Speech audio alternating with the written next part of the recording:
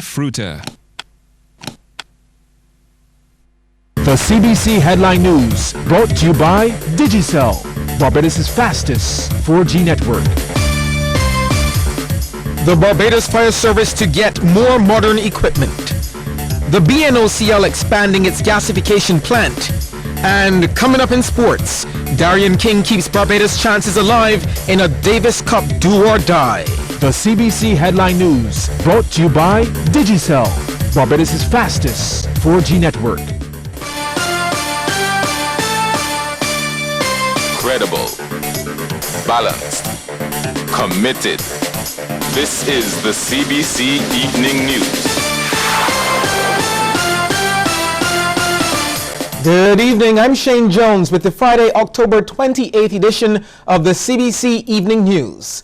In our top story, upgrades are on the cards for the Barbados Fire Service's fleet. Attorney General and Minister of Home Affairs, Adriel Brathwaite, made the disclosure this morning following a simulation exercise held by the Fire Service in Bridgetown. Fire officers and emergency personnel sprung into action outside the Treasury building as the area was transformed into a scene of a mass casualty for the simulation exercise. Wails and screams of an injured passenger waiting for help pierced the air as smoke billowed from a nearby car. Crowds occupied every vantage point to get a view of the action. Attorney General Adriel Brathwaite lauded the officers' efforts. This exercise, you would appreciate, is not one that you could have said to the public of Barbados, well, we're going to have this exercise, so please don't come through Bridgetown, etc. So I know that there'll be some sections of the public will be saying, well, you know, you had the streets closed off, etc., etc.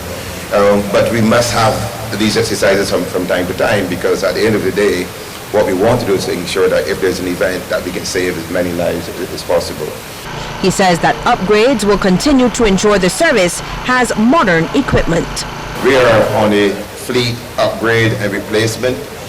We've spent about $2 million this year. I think we have 2 new tankers, and over the next couple of years, we intend, I think it's about $7 or $8 million we're spending, so that we can have the most cutting edge of equipment. And Chief Fire Officer Errol Maynard was pleased with how the exercise unfolded.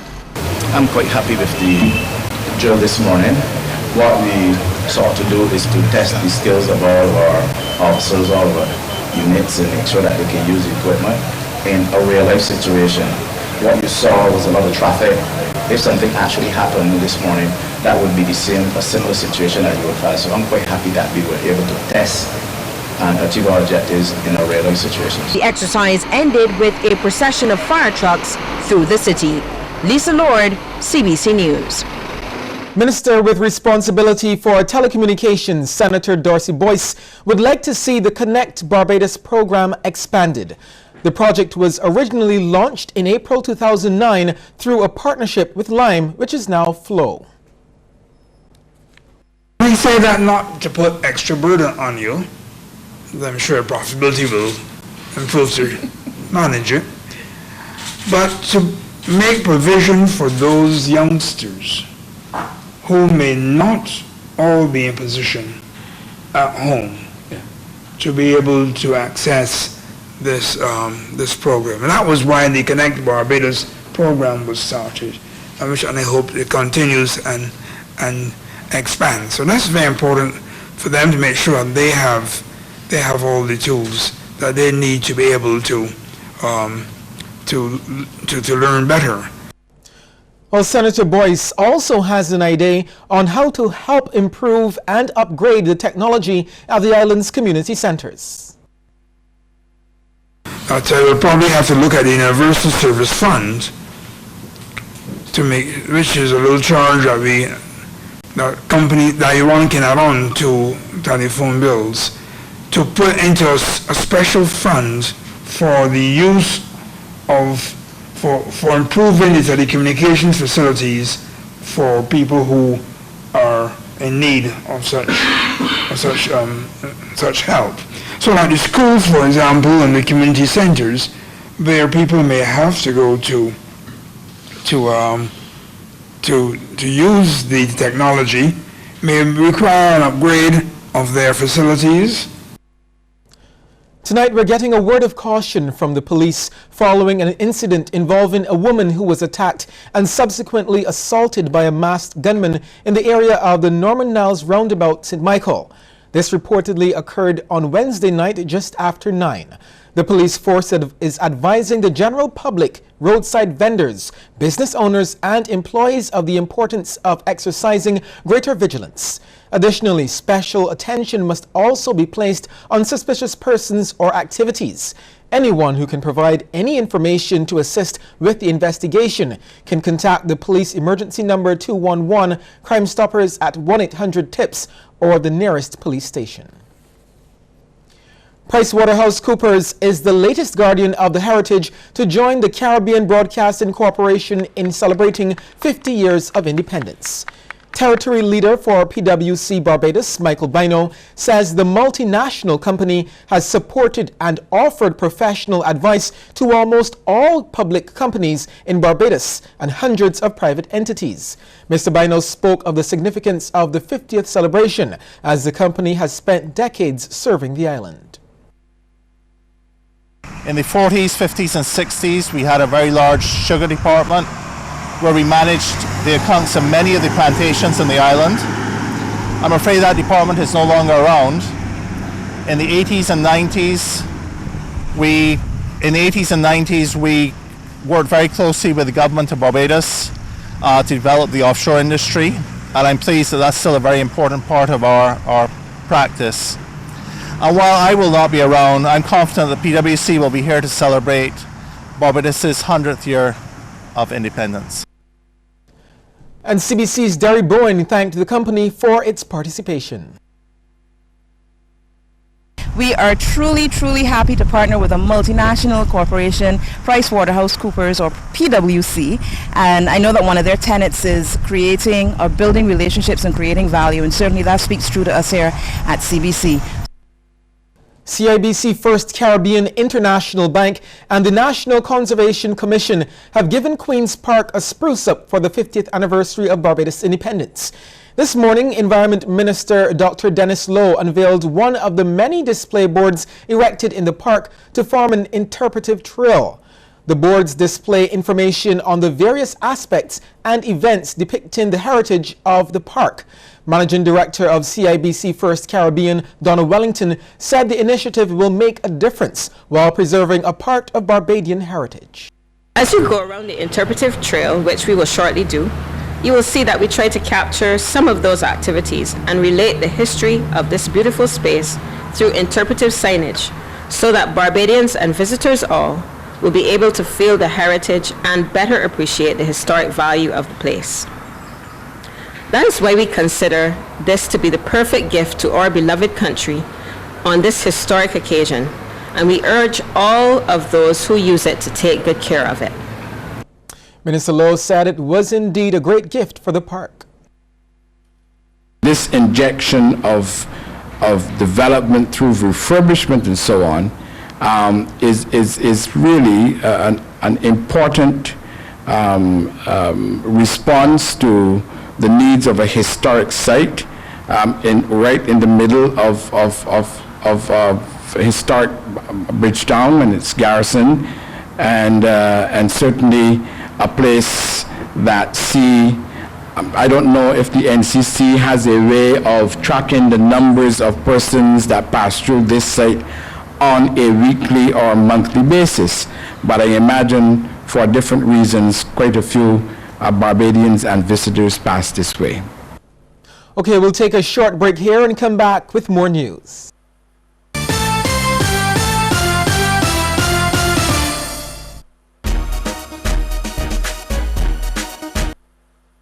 Don't let your data experience slow you down.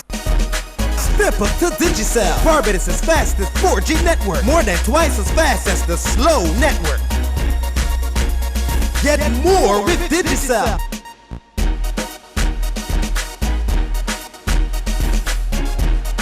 Digicel, the fastest 4G network in Barbados. Dial *153# to sign up to Digicel today. There's a hero look inside your heart. You don't have to be afraid of what you are. And there's an answer. Thank you so much for helping us to make a difference in the lives of so many people here in the Caribbean. Thank you so much. So from all of us here in the Caribbean, we'd like to say a big Barbados is celebrating 50 years of independence, and the CBC salutes the people of our nation. We say respect to our forefathers who paved the way for us. With admiration, we applaud those who uphold our honor and keep us in good stead. And we encourage the builders of tomorrow, inspiring growth for a brighter future. A future where we all achieve our goals. Happy Independence, Barbados! CBC, celebrating our golden treasure.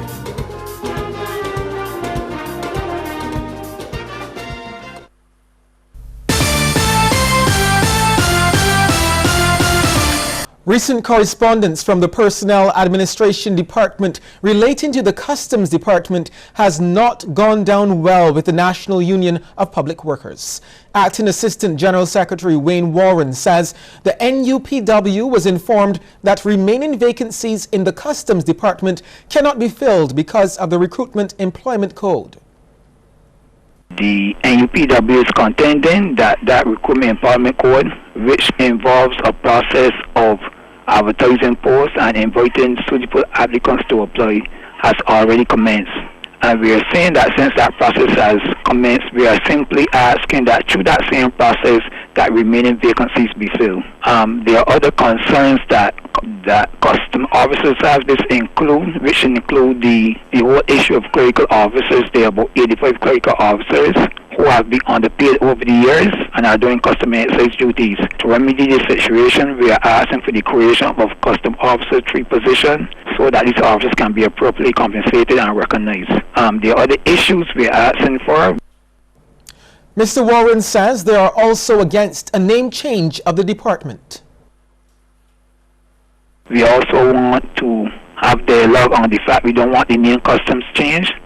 To border control, we are insisting that the name custom officer remain as a condition of their service. And generally speaking, we want all matters that are peculiar related to customs to be addressed.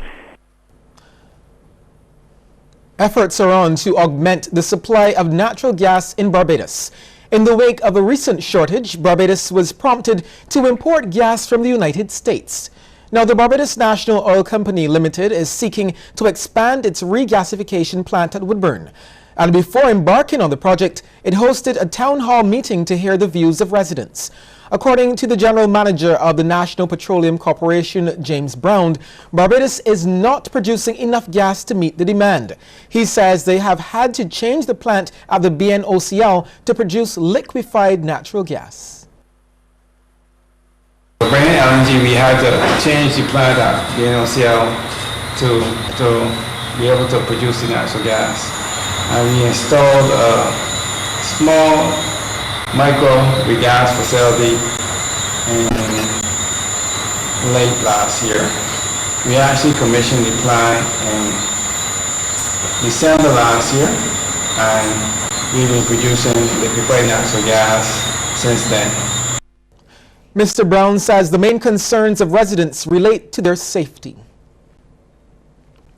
They spoke about incidences of escaped gas, and we try to adjust them because we're trying to follow several international codes, and we're trying to put a lot of mitigation systems in place so to minimize any risk of failure, structural failure, operational failure. So I think we've allayed a lot of the fears that persons have had. Health, Safety, Security and Environmental Officer at the NPC, Damian Catlin, sought to allay fears of residents, telling them that the current plant is built to international standards. So what we're doing, we are adding 3 horizontal 20,000 gallon tanks. Now each container, remember I said holds 9,000 gallons. So what we're doing, we're adding 3 horizontal tanks and we're placing them in the existing secondary containment we have. Should there be a leak, we have a pit ready that the directs all of the LNG into it that contains any LNG, so there's no leakage in the surrounding areas that we can then use for blocks to control the spread of the fire. If there's a fire, we can out it. If there's anything, we can clean it up from there. Barbados has a new attraction, and it will test your fitness and stamina. It's called the Ninja Throwdown and will be opened on November 12th for the inaugural event. Lisa Broom has more. Event creator Delano Hines explains competitors will battle it out on this 6-stage obstacle course in Featherbed Lane, St. John. We have the Cattle Wash stepping stones, followed by the green monkey bars, followed by the Garrison spider wall,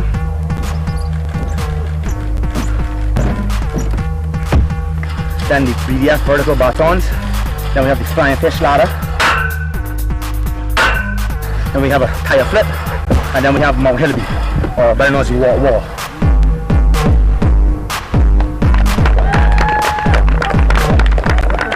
And people are definitely not waiting until the last minute to register. Right now we actually have 25 registered and confirmed competitors, so 5 spots are left. So if you want to register, time to do it. That's for the individual. We also have the team event, and we have 3 or 4 teams signed up. 3 teams, so it'll be 10 teams, 3 people per team. 1 must be a female, and the course will be split up into sections of 2, which each person would have to complete, and the team to complete the course in the fastest time will win. Mr. Hines is also hoping to generate enough interest to expand the course and eventually field a team to compete against regional athletes. We're looking to go and compete against Trinidad. We can't let them have their Trinidad Ninja Warrior and think they're the best. I'm really original, and we're going to represent, and we're going to make sure we show the Caribbean and the rest of the world what we have to offer in terms of the natural raw talent we have here. Plans are also in the works to create a child-sized obstacle course in the future. Lisa Broom, CBC News. I wish you guys could hear the crew betting on who could climb the wall. Well, 7 interns of the Queen Elizabeth Hospital were rewarded for their hard work and valuable contribution over the past year.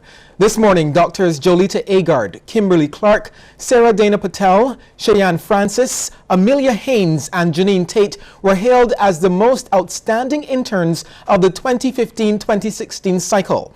However, Dr. Emma Dash was awarded Intern of the Year. I'm very grateful for this award. Obviously, it was very hard to choose because I worked along so many incredible interns in my year. It was a tough year, but we all got through it. And I think that if we work and treat our patients as if they are family, if they're your brothers or sisters, it's a lot harder to go wrong than if you just treat them as a normal person. Well, Director of Medical Services at the QEH, Anthony Harris, says this year's interns have been exceptional. We have been impressed this year with the quality, and I think this is our biggest batch we've had so far at one of these ceremonies of Intern of the Year. So that in itself is a good sign that there were so many who have done outstandingly well to be all sitting here in front of you. And it has gotten tougher. I mean, Dr. Cave is truly a taskmaster and ensures and really monitors the quality. Still to come, a look at some of the stories making headlines across the region. But before we get there, here's a tip.